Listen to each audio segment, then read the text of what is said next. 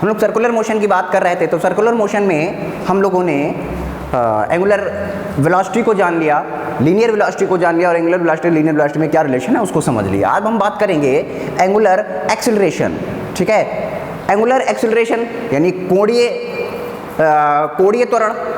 अगर कोणीय त्वरण की बात करें कि कोणीय त्वरण क्या होता है, कि जब हम लोग मूव करते हैं तो कोणीय वेग की दर को, the rate of change of angular displacement, rate of change of angular displacement, angular displacement की बात करें, angular velocity, sorry, the rate of change of angular velocity is called angular acceleration. जैसे हम लोगों ने वेलोसिटी में पढ़ा था ए, इसे लीनियर, इसे क्या बोलेंगे, ये लीनियर एक्सीलरेशन है। लीनियर एक्सीलरेशन की बात करते थे तो हम लोग लिखते थे dv/dt या डेल्टा v/dt, ये लिखते थे। ये किसके लिए लिखते थे? लीनियर के लिए। लीनियर यानी रेखीय त्वरण। ठीक है, लीनियर एक्सीलरेशन की बात करते थे तब हम ये लिख देते थे। लेकिन हम एंगुलर एक्सीलरेशन की बात करें, यानी अल्फा की बात करें, तो अल्फा में क्या लिख देंगे, यानी delta omega upon delta T.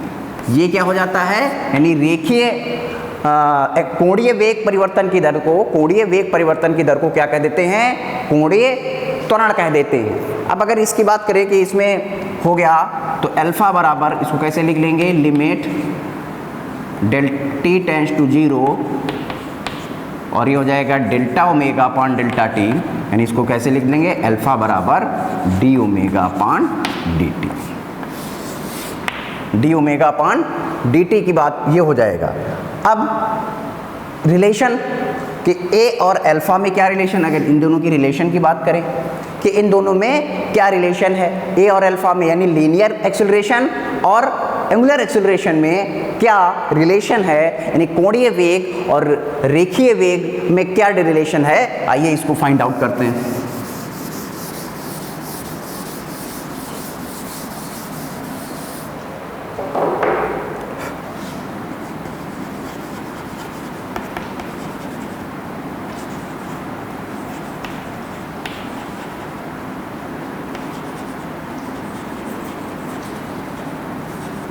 Angular acceleration and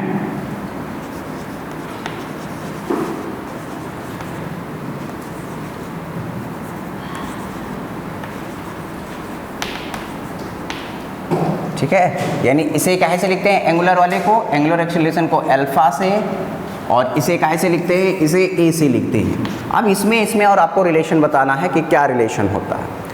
तो हम लोगों ने क्या पढ़ा कि v is equal to r omega, v is equal to r omega, यहाँ से पढ़े। अगर हम इसको डिफ्रेंशिएट कर दें, differentiating with respect to t, t के रिस्पेक्ट में अगर हम इसको डिफ्रेंशिएट कर दें तो कैसे लिख देंगे, dv/dt लिख देंगे, और इसे क्या लिख देंगे, r d omega upon dt। dv/dt को क्या लिख देंगे, ये लीनियर एक्सीलरेशन हो गया, a हो गया, ये r हो गया, और ये क्या हो गया, ये अल्फा हो गया। तो ये रिलेशन आ गया कि a बराबर r अल्फा। देख रहे हैं कि बिल्कुल मिलते जुलते फार्मूले आ रहा है जैसे हम लोग पढ़ रहे थे। ये जो बात कर रहे हैं, ये जो है सर्कुलर मोशन की बात कर रहे हैं। सर्कुलर मोशन और रोटेशनल मोशन की अगर हम बात करें, रोटेशनल मोशन और सर्कुलर मोशन की, तो जिस तरह से हम लोगों ने स्ट्रेट लाइन में इक्वेशंस पढ़ी थी, स्ट्रेट लाइन में इक्वेशन पढ़ी थी, उसी तरह से एक रोटेशनल मोशन में भी इक्वेशंस होती हैं।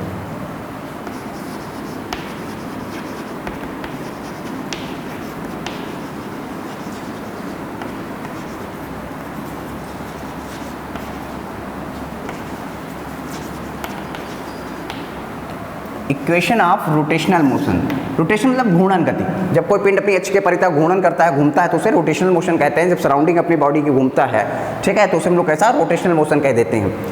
जिस तरह से हम लोगों ने स्ट्रेट लाइन में इक्वेशन पढ़ी थी, स्ट्रेट लाइन की, अगर स्ट्रेट लाइन मोशन की बात करें, ठीक है, तो उसमें हम लोगों ने क्या पढ़ा, v बराबर u प्लस ए टी। दूसरी हम लोगों ने क्या पढ़ी, दूसरी पढ़ी कि s बराबर U T plus half A T square, और तीसरी क्या पढ़ी, तीसरी पढ़ी कि v स्क्वायर बराबर u स्क्वायर प्लस 2as। जिस तरह से हम लोगों ने उसमें पढ़ी थी स्ट्रेट लाइन में, उसी तरह से इसमें भी होती हैं, यानी रोटेशनल मोशन में भी हो जाती हैं। फ़र्क आ जाता है बस केवल, जैसे हम लोग उसमें वेलोसिटी लिख रहे थे, लीनियर वेलोसिटी लिख रहे थे, इसमें कौन सी वेलोसिटी लिखेंगे? Angular velocity. एंगुलर वेलोसिटी को काहे से प्रेजेंट करते हैं? ओमेगा से। ये तो आपने ओमेगा लिख दिया। यहाँ पर क्या लिखेंगे? ये इनिशियल वेलोसिटी थी, ये फाइनल वेलोसिटी थी, इसको आपने v लिखा, इसको u लिखा, तो यहाँ पर एक सिंबल इस्तेमाल करते हैं जिसे हम लोग v नॉट ओमेगा नॉट लिख देंगे, यानी ये इनिशियल वेलोसिटी हो गई। ये रेखीय आपका त्वरण था, यानी जो है लीनियर एक्सीलरेशन था, तो यहाँ पर हम कौन सा एक्सीलरेशन लेंगे? तो यहाँ पर कैसे लिख देंगे? ओमेगा बराबर omega naught plus alpha T. इसी तरह इसमें लिख देंगे, इसमें क्या लिखेंगे? ये विस्थापन है, इसमें विस्थापन को क्या लिखते हैं? डिस्प्लेसमेंट को थीटा लिख देते हैं। तो यहाँ पर क्या हो जाएगा? Omega naught t plus half alpha t square. इसी तरह इसमें क्या हो जाएगा?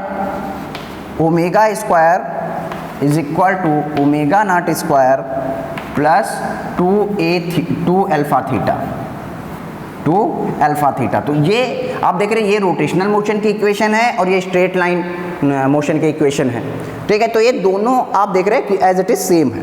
प्रूविंग भी उसी तरह से है, प्रूविंग हम लोग करा चुके प्रीवियस वीडियो में, तो बार बार करने की जरूरत नहीं है, ठीक है। तो इस तरह से हम लोग आप स्ट्रेट लाइन मोशन और इसमें हम लोग देख सकते हैं कि क्या है।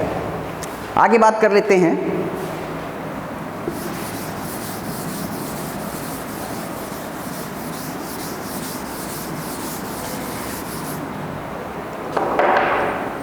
अगर हम रोटेशनल मोशन की बात कर रहे थे, रोटेशनल मोशन को भी समझा देते हैं।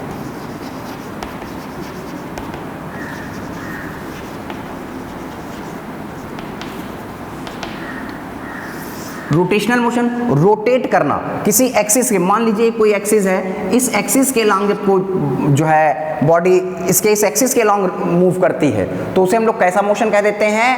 रोटेशनल मोशन कह देते हैं। जब कोई बॉडी अपनी एक्सिस के अलॉन्ग सराउंडिंग चारों ओर मूव करती है, तो इस तरह के मोशन को हम लोग कैसे कह देते हैं? उसे रोटेशनल मोशन कह देते हैं। और हिंदी में क्या कहते हैं? हिंदी में घूर्णन गति कहते हैं।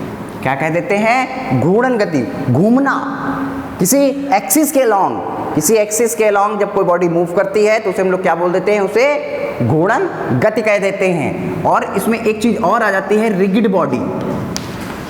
रिगिड बॉडी क्या हो जाता है? रिगिड बॉडी मतलब दृढ़ पिंड। दृढ़ पिंड, रिगिड बॉडी क्या हो जाता है? यानी ठोस, यानी ऐसी बॉडी जिसमें हम लोग उसको प्रेस करें, फोर्स लगाएं और उसके पार्टिकल्स के बीच में कोई भी डिस्प्लेसमेंट ना हो। जैसे ये बोर्ड है, इस पर उसको मैंने प्रेस किया और इसके बोर्ड्स के बीच में देखिए आप प्रेस नहीं हो रहा, इसके बॉडी जो है इसके पार्टिकल्स मूव नहीं कर रहे हैं, तो ऐसी बॉडी को हम लोग कैसी बॉडी बोल देते हैं? ऐसी बॉडी को हम लोग रिगिड बॉडी बोल देते हैं, या हम लोग दृढ़ पिंड बोल देते हैं। ठोस, दृढ़ मतलब ठोस, ऐसी बॉडी को क्या बोल देंगे? ठोस बोल देंगे। तो रोटेशनल मोशन हो गया। अब अगर हम बात करें टॉर्क की,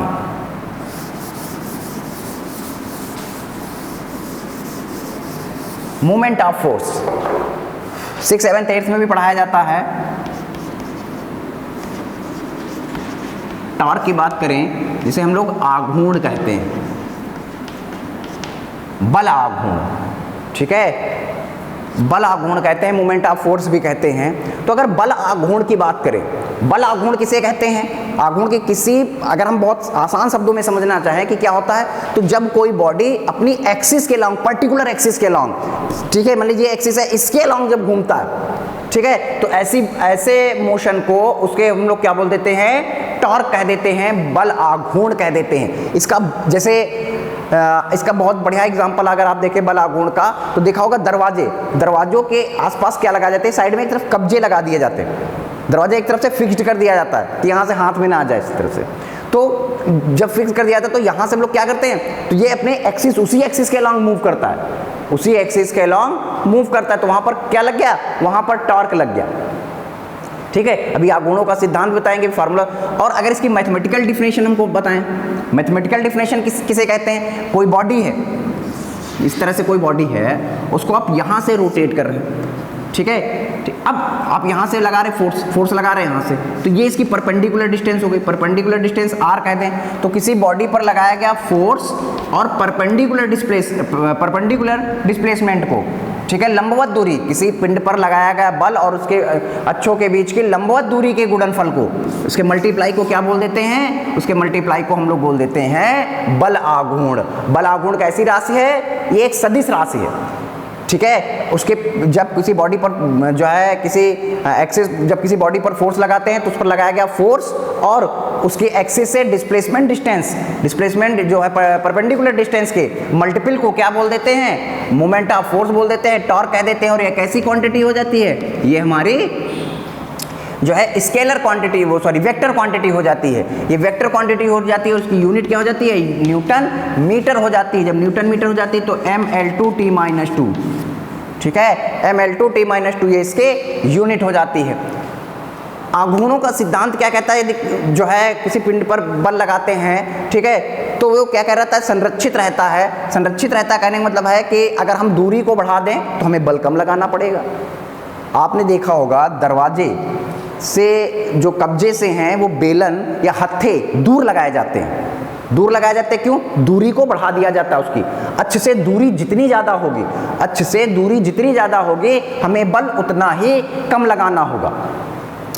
मजदूर लोग क्या करते हैं, बड़े से पत्थर को ढकेलने के लिए, धक्का देने के लिए क्या करते हैं, बल्ली का इस्तेमाल करते हैं, बड़े से डंडे का इस्तेमाल करते हैं। डंडे से वो धक्का देते हैं, क्यों, डिस्टेंस को बढ़ा देते हैं। डिस्टेंस को बढ़ा देंगे बल हमें कम लगाना होगा, ठीक है। इसका मतलब अगर हमें बल कम यूज़ करना है, आपने देखा होगा जो नल होते हैं, नल को हम लोग बहुत दूर से चलाते हैं, जो साइड बिल्कुल किनारे से चलाते हैं तो हल्का चलता है, लेकिन अगर जहाँ से पास होता है, जहाँ से एक्सिस वो मूव करता है, वहाँ के पास से चलाते हैं तो हमें अधिक बल लगाना पड़ता है।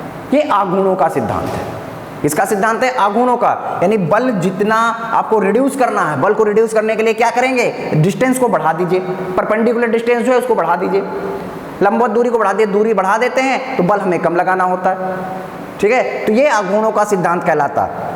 ये क्या कहलाता है, आघूर्णों का सिद्धांत कहलाता है। ये टाउ बराबर F/R होता है, इसकी ये यूनिट होगा। इसे हम लोग क्या कहते हैं, बल आघूर्ण कहते हैं, मोमेंट ऑफ फोर्स कह देते हैं।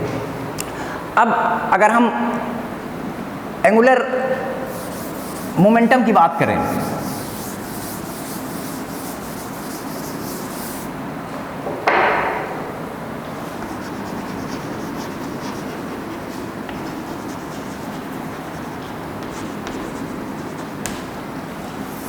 एंगुलर मोमेंटम की बात करें तो सबसे पहले हम लोग को लीनियर, अब इसमें भी एंगुलर एक होता है लीनियर मोमेंटम। लीनियर मोमेंटम मतलब संवेग, मोमेंटम मतलब होता है संवेग।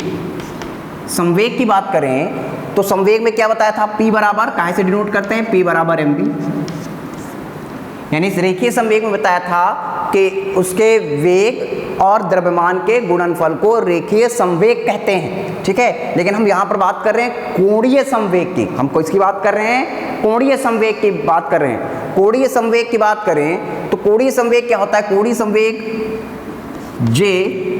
J बराबर यानी R/P, यानी रेखीय संवेग और उससे लंबवत दूरी के गुणनफल को हम क्या कह देते हैं, इसे हम लोग कोणीय संवेग कह देते हैं, ठीक है। इसे क्या कह देंगे, कोणीय संवेग कह देते हैं। कोणीय संवेग के बाद छोटी छोटी डिफिनेशंस हैं। इसके बाद आ जाता है जड़त्व आघूर्ण, मोमेंट ऑफ इनर्शिया। जड़त्व आघूर्ण की बात करें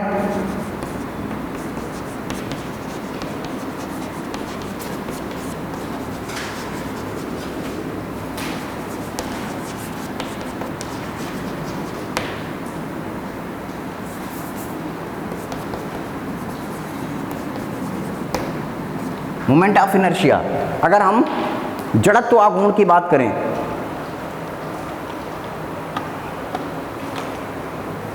मान लीजिए ये कोई बॉडी है, इसमें बहुत से पार्टिकल हैं, इधर देखो बना देते हैं।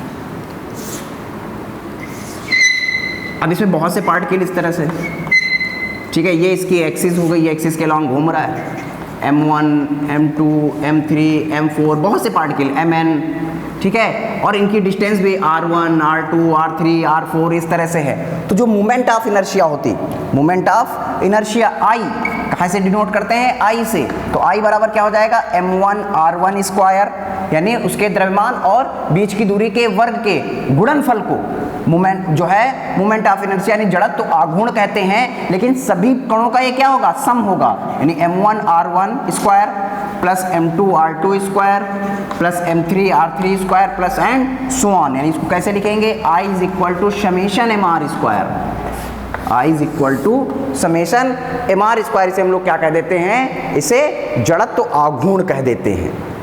ठीक है, अब बात करते हैं एंगुलर मोमेंटम और जड़त्व आघूर्ण, यानी जड़त्व आघूर्ण मोमेंट ऑफ इनर्शिया और कोणीय संवेग में, यानी एंगुलर मोमेंटम में क्या रिलेशन है।